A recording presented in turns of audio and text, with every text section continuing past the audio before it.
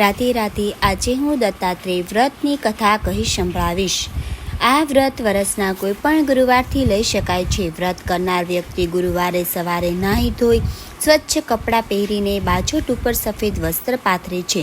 તેની ઉપર ગુરુ દત્તાત્રેયની મૂર્તિ મૂકે છે અથવા તો કળશની સ્થાપના કરે છે. પછી ધૂપ દીપથી તેમનું પૂજન કરવામાં આવે છે. દત્તાત્રેય વ્રતની કથા. પ્રતીક્ષાનગરમાં એક રાજા રાજ કરતો હતો. રાજાનું નામ વંદુ અને રાણીનું નામ મંદુ. રાજા પ્રજાપાલક હતો અને રોજ સવારે ગરીબ ગુરબાને સોનાનું દાન કરતો.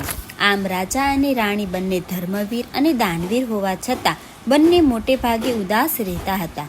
અને એમની ઉદાસીનું મુખ્ય કારણ હતું એમને ઘેર શેર માટેની ખોટ હતી. તે સંતાન વગર એમને એમનો સંસાર સૂનો લાગતો હતો. એક વખતની વાત છે. આ વખતે શૌનક મુનિ ફરતા ફરતા ત્યાં આવી ચડ્યા. તેમણે રાજાને પૂછ્યું, હે રાજન, આપ બંને જણા કેમ ઉદાસ દેખાવ છો? અમે ખૂબ નીતિપૂર્વક અમારું રાજ ચલાવીએ છીએ, પ્રજાનું પાલન કરીએ છીએ, છતાં અમારા નસીબમાં સંતાન સુખ જણાતું નથી. આપની પાસે એનો કોઈ ઉપાય હોય તો કહો, અમે તે કરવા તત્પર છીએ. તમે બંને જણા ગુરુવાર કરો, એટલે કે ભગવાન દત્તાત્રેયનું વ્રત કરો. આ વ્રત તમને જરૂર સંતાન સુખ આપશે. આને માટે અમારે શું કરવું? અહીંથી દક્ષિણ દિશામાં સત્યાંત્રી પર્વત છે. એ પર્વત ઉપર માહુરગઢ છે. એમાં ગુરુ દત્તાત્રેયનો નિવાસ છે. ત્યાં જઈને તમે એમની સેવા કરો, તમને જરૂર એમનું ફળ મળશે. ભલે મુનિવર, અમે આપની આજ્ઞા માનીશું. આમ કહી ગુરુવારના એક શુભ દિવસે રાજા અને રાણી બંને માહુરગઢ ભગવાન દત્તના નિવાસ સ્થાને ગયા અને ત્યાં જઈને એમની સેવા કરવા માંડ્યા અને એમને પ્રસન્ન કર્યા. રાજા રાણી, તમારે જે વરદાન માંગવું હોય તે માંગો. હું તમારી ઉપર ખુશ થયો છું. ભગવાન દત્તાત્રેયે કહ્યું, ભગવાન, મારા પછી મારી પ્રજાનું સારી રીતે પાલન કરે એવો એક પુત્ર મને આપો.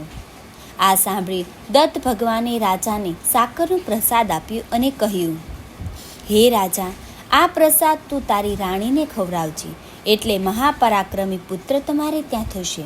દરેક ગુરુવારનું વ્રત તું કરજે. રાણીએ ભગવાન દત્તનું પૂજન કરીને ભક્તિતા ભાવપૂર્વક આપેલો પ્રસાદ આરોગ્યો અને એ પછી થોડા દિવસમાં જ રાણીને સારા દિવસો જણાયા અને પૂરા 9 મહિના થયા ત્યારે દેવ સમાન દીકરો એમને ઘેર અવતર્યો. દીકરો તો ધીમે ધીમે મોટો થવા લાગ્યો. એમના નગરથી થોડેક દૂર પાંચનપુર નામનું એક નગર હતું. આ નગરમાં કુંડાસુર નામનો એક રાક્ષસ રહેતો હતો. આ રાક્ષસ મહાભયંકર હતો. તે નિર્દોષ માનવીઓને સતાવતો હતો અને ધર્મ કાર્યોમાં વિઘ્ન નાખતો હતો. આ રાક્ષસ એક કન્યાને ઉપાડી લાવ્યો હતો. રાત દિવસ એને હેરાન કરતો હતો અને પોતાની સાથે લગ્ન કરવા માટે એને ધમકાવતો હતો. આ કન્યા એક દિવસ આ રાક્ષસ ઉપર ગુસ્સે ભરાઈ અને તેને શ્રાપ આપ્યો કે રાજા વંદુને ત્યાં એક પરાક્રમી પુત્રનો જન્મ થશે અને એના હાથે જ તારો વધ થશે. આવા શાપથી રાક્ષસ ચિંતામાં પડ્યો, પરંતુ થોડી વારમાં જ એણે એનો ઉપાય શોધી કાઢ્યો અને એ વંદુ રાજાના રાજમહેલ પાસે પહોંચી ગયો અને બાળકને ઉઠાવીને પોતાના મહેલમાં લાવ્યો. પછી કંઈક વિચાર કરીને એણે એની રાણીને બોલાવી અને કહ્યું, આ બાળકને તું હમણાં અંદર લઈ જા અને એના કુમળા માંસનું સ્વાદિષ્ટ ભોજન બનાવીને મને ખવડાવ.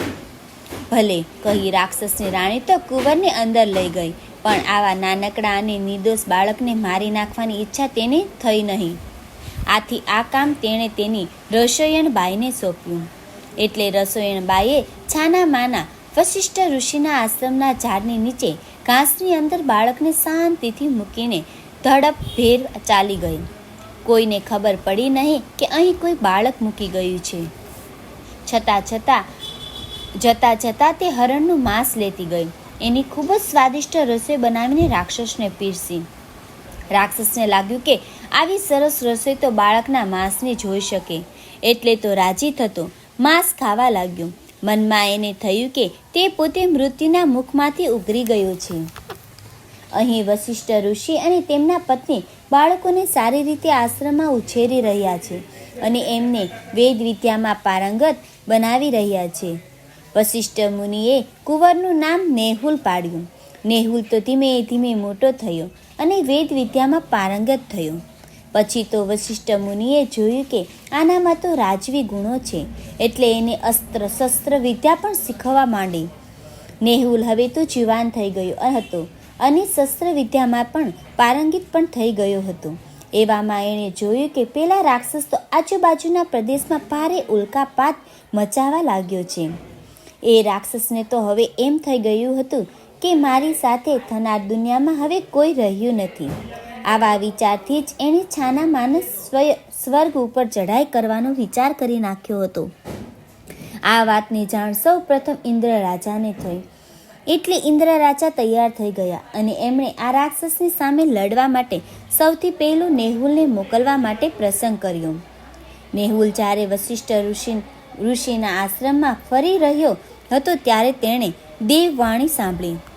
હે વીર નેહુલ, તું વશિષ્ઠ મુનિ અને અરુંધતીનો પુત્ર નથી, પરંતુ તું પ્રતીક્ષાપુરનો રાજકુમાર છે. તારો પિતા રાજા વંદુ છે અને તારી માતા રાણી મંદુ છે. તું તો ક્ષત્રિયનું સંતાન છું. તારા રાજ્યમાં રાક્ષસનો અત્યાચાર વધતો જાય છે અને તારા હાથે જ તેનો વધ લખાયેલો છે. માટે જા, એની સાથે યુદ્ધ કરી એને મારી નાખ. આ આકાશવાણી સાંભળી એનામાં વીરત્વ પ્રગટ્યું. એણે સૈનિકોની વ્યવસ્થા કરવા માંડી. ત્યાં ઇન્દ્ર રાજાએ તેને વજ્રજ રથ અને આયુધો મોકલી આપ્યા. નેહુલ રથમાં બેસીને પોતાના સૈનિકો સાથે પોતાના માતા પિતાના રાજ્ય ભણી ઉપડી ગયો. ત્યાં જઈને એણે પેલા રાક્ષસની સાથે ભયંકર યુદ્ધ કર્યું. આ યુદ્ધમાં રાક્ષસ મરાયો અને વીર નેહુલનો વિજય થયો. આ રાક્ષસે એક કન્યાને બંધનમાં રાખી હતી. તેણે છોડાવી. આ કન્યાને નેહુલ સાથે લગ્નની માંગણી કરી અને નેહુલે એની સાથે લગ્ન કર્યા.